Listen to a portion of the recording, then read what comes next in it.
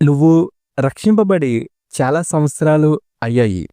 యేసయ్యే నిజమైన దేవుడని నువ్వు తెలుసుకొని ఆయన్ని వెంబడిస్తున్నావు. రోజూ బైబిల్ చదువుతున్నావు. నీలో ఏమైనా పొరపాట్లుంటే వాటిని నీ ప్రార్థనా గదిలో మార్చుకుంటున్నావు.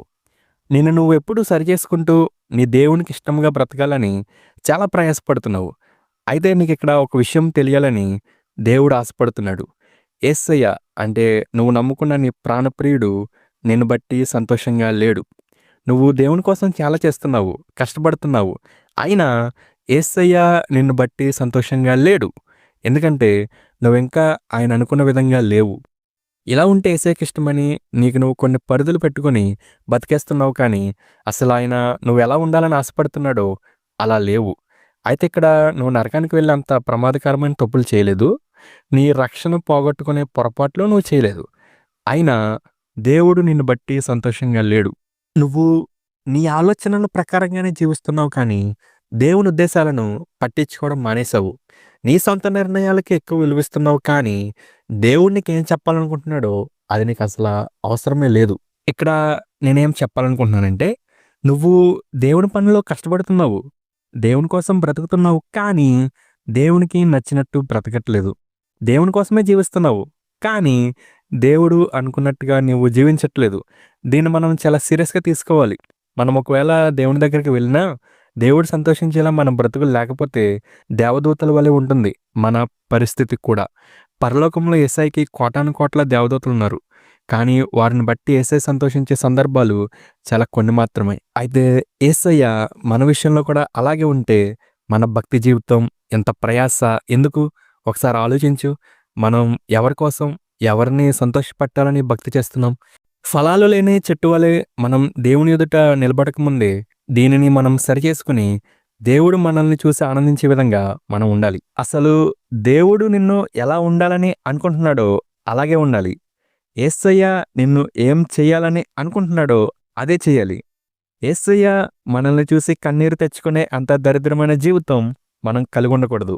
నువ్వు ఎవరైనా గాని దేవుడు నిన్ను ఎంత బాగా వాడుకుంటున్నా గాని నిన్ను బట్టి దేవుడు ఆనందంగా లేడన్న విషయం వాస్తవం. నువ్వు నమ్మినా నమ్మకపోయినా. అయితే ఇక్కడ నీకొక సందేహం రావాలి. దేవుడు నా చేత చాలా ఉన్నతమైన పనులు చేస్తున్నాడు కదా! అయినా దేవుడు నన్ను బట్టి సంతోషంగా లేడా? దేవుడు నాతో సంతోషంగా లేకపోతే నా చేత ఇన్ని గొప్ప పనులు ఎందుకు చేయిస్తాడు? నేను ప్రార్థన చేసి అడిగినవన్నీ ఎందుకిచ్చాడు? అన్న సందేహం నీకు వచ్చే ఉంటుంది. దీనికి కూడా మనం సమాధానం తెలుసుకోవాలి. పేతురు తనకి యేసయ్య ఎవరో తెలీదని 3 సార్లు అబద్ధం చెప్తాడన్న విషయం యేసయ్యకి తెలిసినా ఆ రోజు సాయంత్రం పేతురుతో కలిసి భోజనం చేశాడు యేసయ్య. పేతురు యేసయ్యతో తిరిగాడు. ఆయనతో తిన్నాడు. ఆయన చేసిన అద్భుతాలు కళ్ళారా చూశాడు. పరలోక సంగతులు అన్నీ వివరంగా తెలుసుకున్నాడు. ఇన్ని చేసినా ఆ రోజు పేతురు అబద్ధం చెప్పకుండా ఇవన్నీ ఆపలేకపోయాయి. ఎందుకంటే మనిషి నైజమే అంత. మనిషి యొక్క విధానమే అంత. ఈ పద్ధతి ఆదాం దగ్గర నుండే అందరికీ వచ్చింది. దేవుని దగ్గర నుండి అన్నీ పొందుకుంటాం అడిగి మరి. అయితే ఇచ్చిన దేవుణ్ణే పక్కన పెట్టేస్తాం. మీకు అర్థమవడానికి ఒక విషయం చెప్తాను. ఇది మన జీవితంలో చాలాసార్లు మనం అనుభవించుంటాం. మనం ఆదివారం రోజు మందిరానికి వెళ్ళి దేవుణ్ణి ఆరాధించాలి. ఆ రోజు మొత్తం దేవునికి ఇవ్వాలని తెలిసినా ఇంటికి చుట్టాలొచ్చారని లేదా ఆ రోజు ఏదో పనుందని చాలా సులభంగా సిగ్గు లేకుండా మనం దేవుణ్ణి ఎన్నిసార్లు పక్కన పెట్టలేదు, దేవుణ్ణి ఎన్నిసార్లు బాధ పెట్టలేదు. ఇలా ఒకటా రెండా మన జీవితంలో చాలాసార్లు యేసయ్యని ఏడ్చేలా చేశాం. మనకి వాక్యం తెలుసు. దేవునితో నడిచిన సందర్భాలు మన జీవితంలో చాలా ఉన్నా గానీ ఎన్నిసార్లు యేసయ్యని మన సొంత నిర్ణయాల వలన దేవుణ్ణి పక్కన పెట్టలేదు. దేవునికి ఎన్నిసార్లు మనం ఆయాసంగా మారలేదు. నీకు బైబిల్ అంతా అర్థమైనా నువ్వు వాక్యం చెప్తే అందరూ విని మారు మనసు పొందుతున్నా, రక్షణ పొందుతున్నా సరే, నువ్వు ప్రార్థన చేస్తే అద్భుతాలు జరుగుతున్నా దేవునికి విలువ ఇవ్వకుండా నీ సొంత నిర్ణయాలు దేవుని నిర్ణయాలు అనుకుని దేవుణ్ణి చాలాసార్లు మనం పక్కన పెట్టాం. అసలు దేవుడు మనిషిని సృష్టించుకున్న విషయమే వేరు.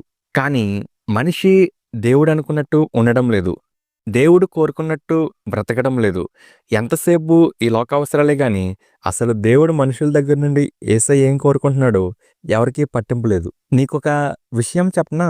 నువ్వు అడిగినవన్నీ యేసయ్య ఇస్తున్నాడంటే అక్కడ నువ్వు ఒక విషయం గుర్తుపెట్టుకోవాలి.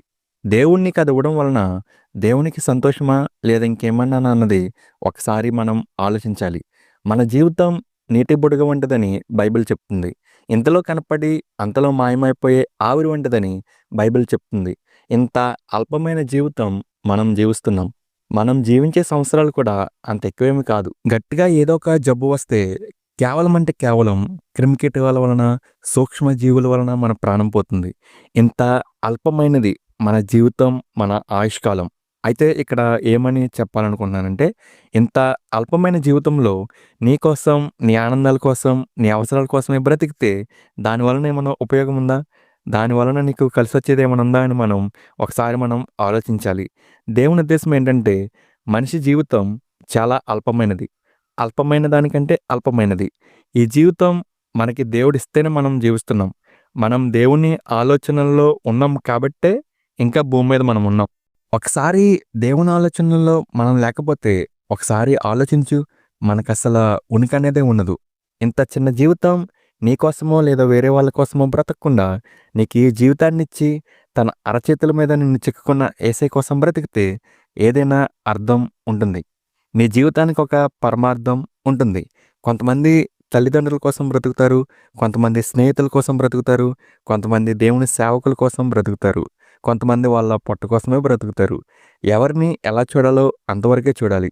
వ్యక్తికి గౌరవం ఇవ్వచ్చు, కానీ దేవుని స్థానం వేరే వ్యక్తికి ఇస్తేనే దేవునికి మనం నచ్చట్లేదు. ఇంత చిన్న జీవితం నీకోసమో నీకు నచ్చిన వారి కోసమో బ్రతకకుండా నీ దేవుని కోసం బ్రతుకు.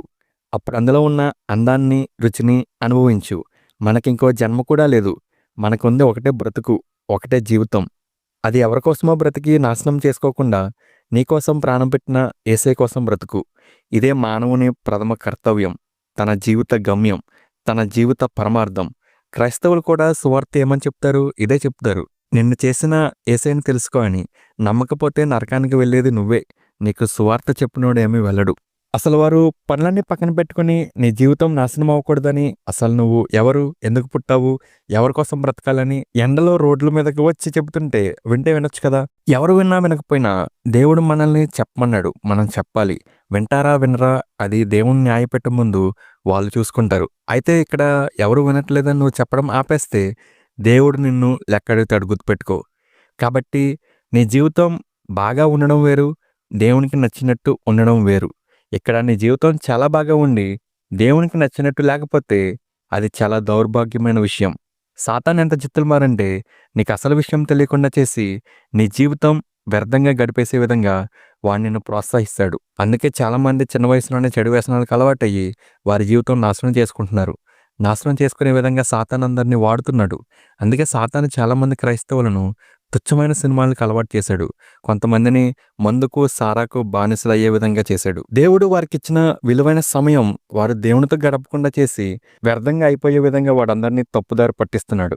చాలామంది క్రైస్తవులు ఆదివారం చర్చికి వెళ్ళి వాక్యం విని ఇంటికి వచ్చి సినిమాలు చూస్తారు. ఇంకా వాళ్ళ ఇష్టం. అంటే సాతాను ఇలా చాలామందిని తెంగరోళ్ళని చేశాడు.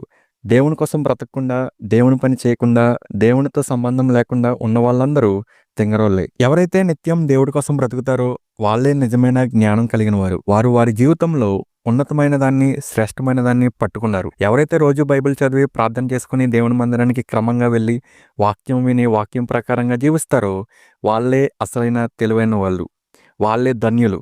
ఎందుకంటే వాళ్ళు ఎందుకు బ్రతకాలో, ఎవరి కోసం బ్రతకాలో ముందే తెలుసుకున్నారు. దానికోసమే బ్రతుకుతున్నారు. మధ్యలో వెర్రివారిగా మిగిలిపోయేది నామకార్థ క్రైస్తవులు. యేసయ్యని నిజంగా తెలుసుకోకుండా పై భక్తి చేసేవారు. వీళ్ళకు కూడా నిజమైన దేవుణ్ణి నిజంగా తెలుసుకోవాలని మనం వారి కోసం ప్రార్థన చేయాలి. ఇది మనందరి బాధ్యత.